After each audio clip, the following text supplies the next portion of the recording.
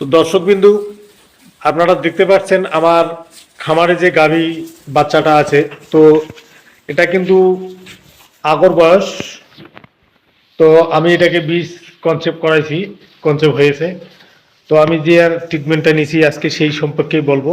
তো দর্শক, আশা করি ভিডিওটা অবশ্যই শেষ পর্যন্ত দেখবেন।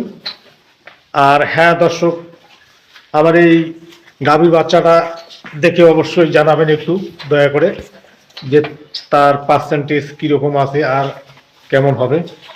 তো দর্শক, ভিডিওটা শেষ পর্যন্ত দেখার আমন্ত্রণ রইল। সুপ্রিয় দর্শক, সততাই স্বপ্ন চ্যানেলের পক্ষ থেকে আন্তরিক শুভেচ্ছা অভিনন্দন।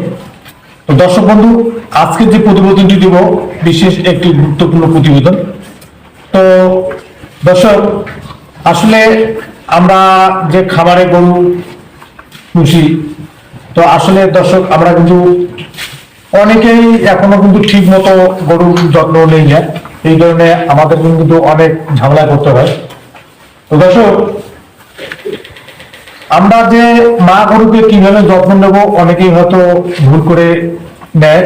তো আমি আমার খাবারে যেভাবে যত্ন নেই আজকে সেই জিনিসগুলো আপনার কাছে তুলে ধরবো। তো দর্শক, যখন একটা গরু কনসেপ্ট করার পর কিন্তু যখন আমরা টের পাই যে পরীক্ষা চেক দিয়ে নেই যে গরুটা আমার কনসেপ্ট হয়েছে, তারপর থেকে যে যত্নগুলো নিতে হয় বা নেওয়া দরকার।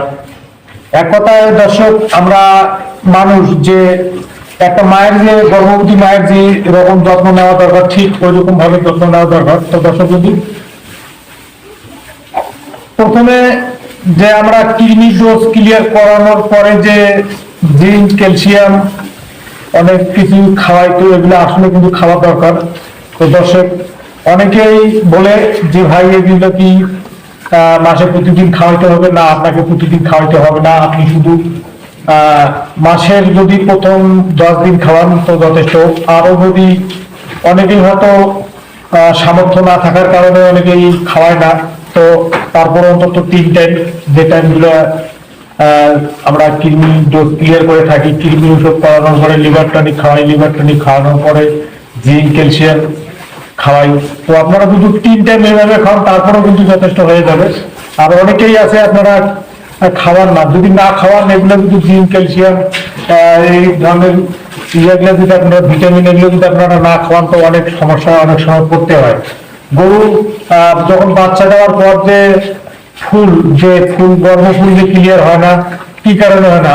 আমরা গরুকে ঠিক ক্যালসিয়াম দিতে পারিনি, ঠিক জিঙ্ক দিতে পারিনি, ঠিক আয়রন, ভিটামিন এগুলোর অভাবে কিন্তু গরুর যে গর্ভফুল সেটা কিন্তু করতে অনেক সময় লাগে, আর অনেক সময় করেও না। তখন আমাদের কি করতে হয়? ডাক্তার ডাকে নিয়ে আসার পরে তখন আবার ক্লিয়ার করতে হয়। তো যাতে এই ধরনের জিনিসগুলো না হয়, অনেকের গরু বাচ্চা হওয়ার পরে দেখা যায় কমন উঠতেছে না। কি কারণে উঠতেছে না? তার অত্যন্ত যে ক্যালসিয়ামের ঘাটতি, জিঙ্কের ঘাটতি, অনেক অনেক কিছু ঘাটতির কারণে সে কিন্তু অনেক দুর্বল হয়ে পড়ে। এই কারণে কিন্তু কমন উঠতে পারে না। তো দর্শক, যাতে এই ধরনের বিপদের মুখে সম্মুখীন হতে না হয় সেজন্য আমি অনুরোধ করব, বিশেষ করে খামারগুলোদেরকে বলছি অবশ্যই আপনারা এই কাজগুলি করবেন। তো দর্শক বিন্দু, আমার এই ভিডিওটা যদি অবশ্যই ভালো লাগে থাকে তো লাইক, শেয়ার, কমেন্ট এবং সাবস্ক্রাইব করবেন। ধন্যবাদ, ভালো থাকবেন।